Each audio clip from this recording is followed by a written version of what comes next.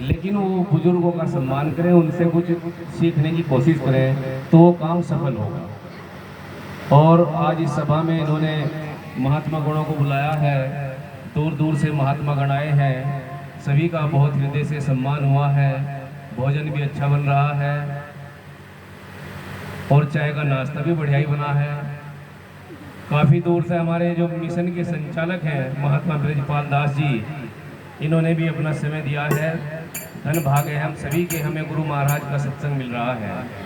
इन्होंने मेरा भी नाम बोला है और आज की सभा ने मुझे उपाध्यक्ष के नाम से संबोधित किया, तो मैं क्लियर करता हूँ बात कि यहाँ हम मान बढ़ाई में बन जाते हैं कि मैं उपाध्यक्ष हूँ, मैं संचालक हूँ, मैं प्रबंधक हूँ।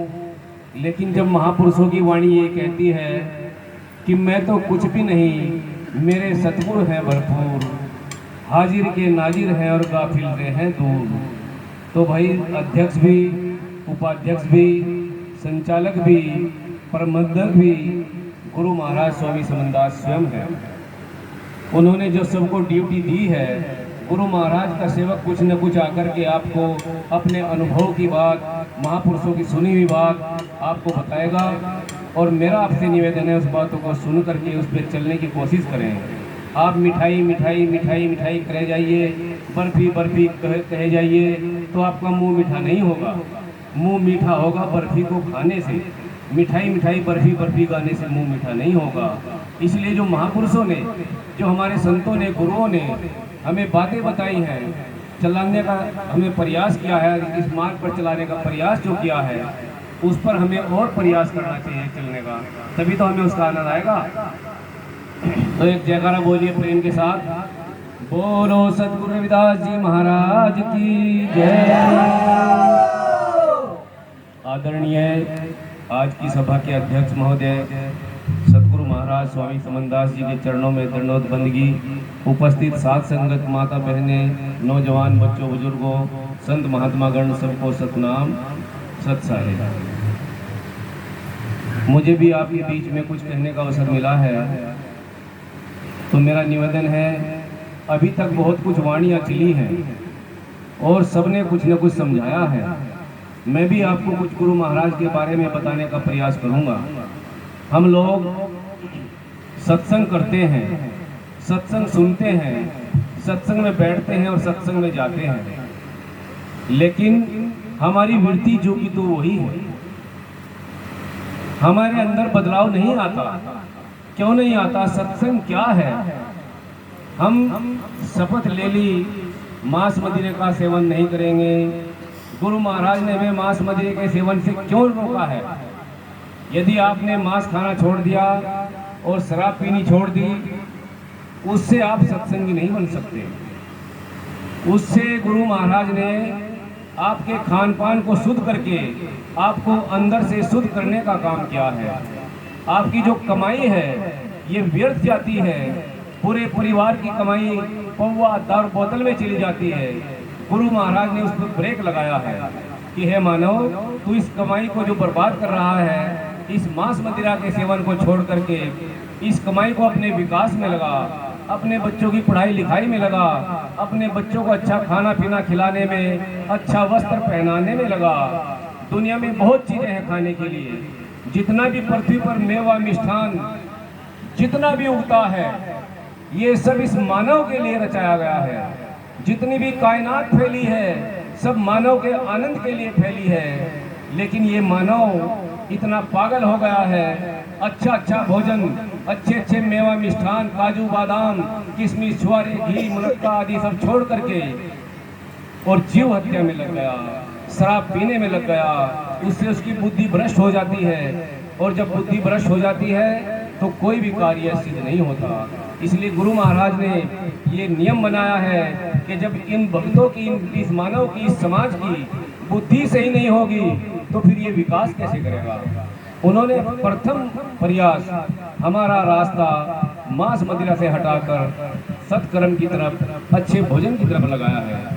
आप देखिए, एक समय ऐसा था, कुछ ही दिन की बात है, हम लोग, हमारे समाज के लोग, मुझे बहुत अच्छी तरह याद है, बड़ी बड़ी जाति के लोग यज्ञ करते थे, मुनादी पीटते थे दलितों में, जमारों में, झीवरों में, गडरियों में, माड़ियों में, सियाणियों में, इनमें जाकर के ढिंडोरा पीटता था। भाई वहाँ यज्ञ हो रही, धर्मशाला पे, शिवालय पे यज्ञ हो रही। तो इस समाज के सारे लोग क्या करते थे, बेला थाली उठा करके जाते थे, खाना खा के आते थे और उसे भर के भी लाते थे, क्योंकि हमें परमार्थ का पता नहीं था। हमको खाते थे और ले आते थे, ऐसी हमारी बुद्धि होती थी। ऐसा कहते हैं जैसे खावे अन्न ऐसा होता है मन, जैसा पिएंगे पानी ऐसी बोलेंगे वाणी। पंजाब में जाओगे थोड़े दिनों में पंजाबी सीख जाओगे, तो जैसा पियोगे पानी ऐसे हो जाएगी वाणी। तो क्या होता था, हम वहाँ से ला कर खाते थे, लेकिन गुरु महाराज स्वामी सबनदास जी ने हमें सत्संग में यज्ञ करना, भोजन खिलाना, दान करना सिखा दिया। गरीब से गरीब सत्संगी के यहाँ 50-100 आदमी चले जाए, एकदम सबको भोजन की व्यवस्था मिलेगी, गरीब से गरीब आदमी के भी। तो ये किसकी देन है? गुरु महाराज समनदास जी महाराज की।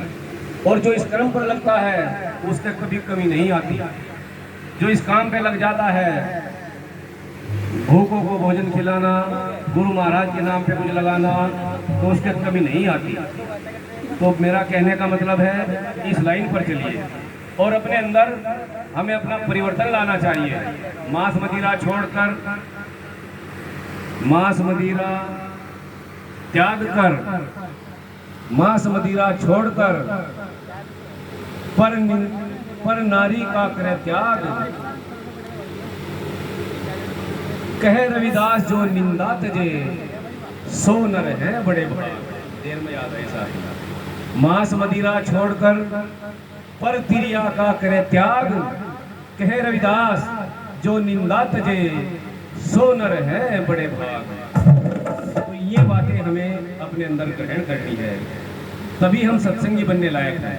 जब सत्संग में आ जाते हैं तो हमें यह देखना है कि मैं किसकी निंदा करता हूँ, किसे गाली देता हूँ, किसकी बुराई करता हूँ, किस स्त्री को गलत निगाहों से तकता हूँ, किसका सामान चोरी करने की बात करता हूँ।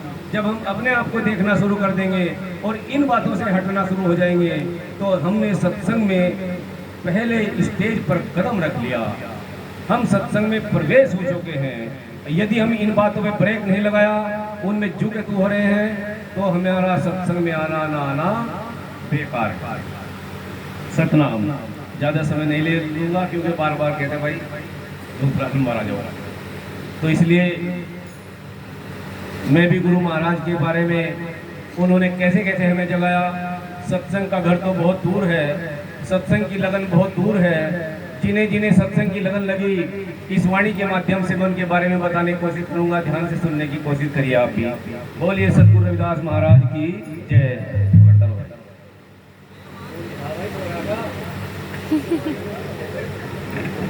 भाई क्या बात है यार।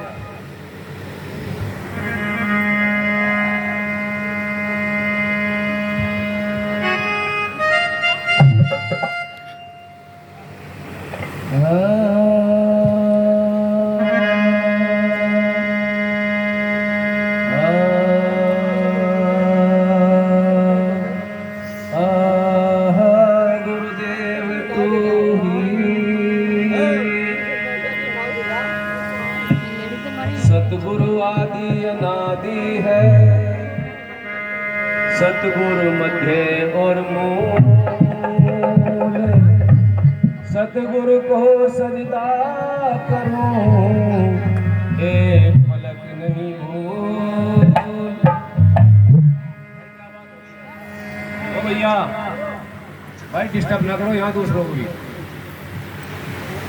एक ही बैठो उसके पास, बात मन में लगा भाई। रविदास महाराज बाकी के द्वारा हमें समझाते हैं, इस मानव को समझाते हैं। ये मानव 33 करोड़ देवी देवता, 24,000 भगवान भगवानी इस पाखंडवाद में फंसा हुआ है। तो गुरु रविदास जी समझाते हैं कि सतगुरु आदि अनादि है। सतगुरु जो पहले भी था, उससे पहले कुछ नहीं। अनादि सब कुछ नष्ट हो जाएगा, लेकिन सतगुरु नष्ट नहीं होगा। आखिर तक है, हमेशा है, मध्य और मूल यानी बीच में भी है, अर्थात भूत भविष्य वर्तमान तीनों कालों में रहने वाला, जो पहले भी था, आज भी है और हमेशा रहेगा, वो है सतगुरु। कि हे बंदे, तू ये सारे पाखंड को छोड़ करके उस सतगुरु की पूजा कर, उस सतगुरु को बंदगी कर जो अजर अमर अविनाशी है, सदा तेरे साथ है। कैसे बताया है?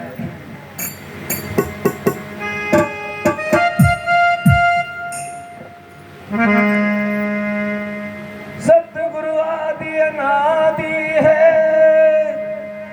सतगुरु मध्य और मूल,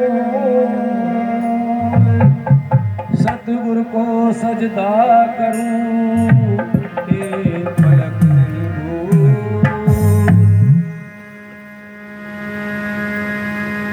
सतगुरु आए द्वार पे,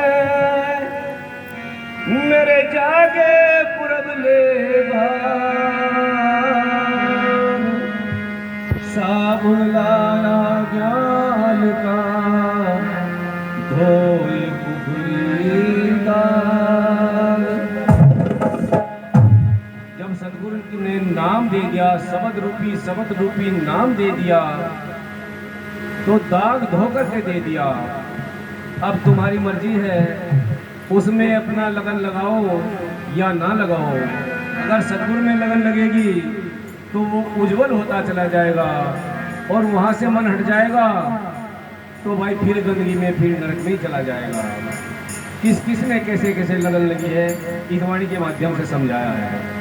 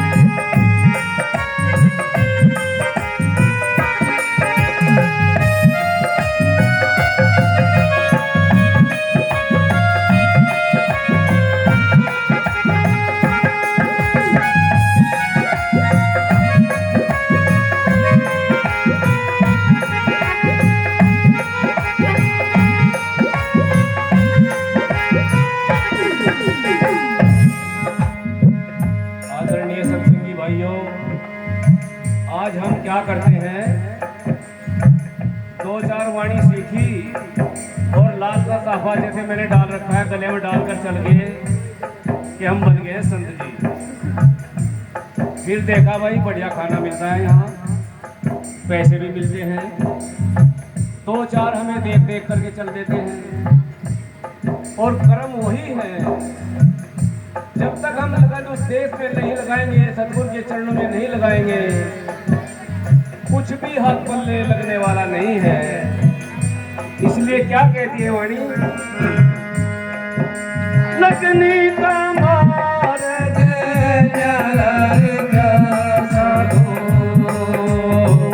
लगनी का मार्ग